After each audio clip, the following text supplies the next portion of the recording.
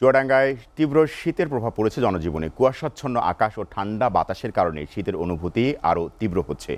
জেলায় সর্বনিম্ন তাপমাত্রা রেকর্ড করা হয়েছে 12.2 ডিগ্রি সেলসিয়াস। এ বিষয়ে আরও খবর জানাতে চুয়াডাঙ্গা থেকে সরাসরি যুক্ত হচ্ছেন সহকর্মী বিপুল আশরাফ।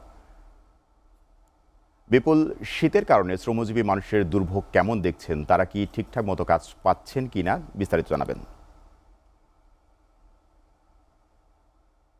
সোহেল রানা, দক্ষিণ পশ্চিম অঞ্চলের ছোট জেলা এই চুয়াডাঙ্গার শীতের সময় কিন্তু প্রচন্ড শীতও পড়ে, আবার গরমের সময় কিন্তু প্রচন্ড গরম পড়ে। এবারও তার ব্যতিক্রম নাই।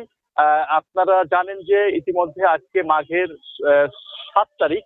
এই মাঘ মাসের এই 7 তারিখে এরই মধ্যে কিন্তু একদিন মৃদু শৈত্যপ্রবাহ এই জেলার উপর দিয়ে বয়ে গেছে।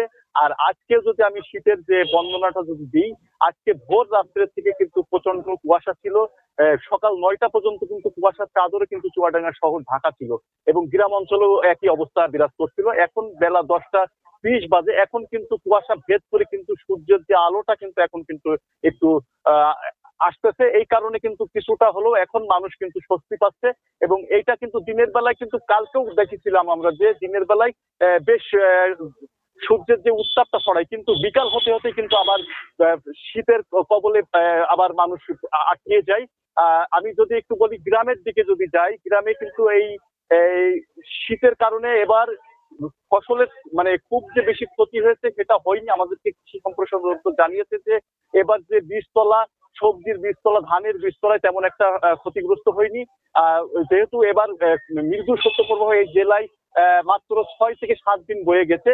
আর আগামীতে তাপমাত্রা আমাদেরকে আবহাওয়া অফিস যেটা বলতেছে যে আগামী 26 তারিখ পর্যন্ত তাপমাত্রা এই যে 11, 12, 13-র মধ্যে কিন্তু উঠানামা করবে। আজকে চুয়াডাঙ্গায় সর্বনিম্ন তাপমাত্রা ছিল 12.2 ডিগ্রি সেলসিয়াস।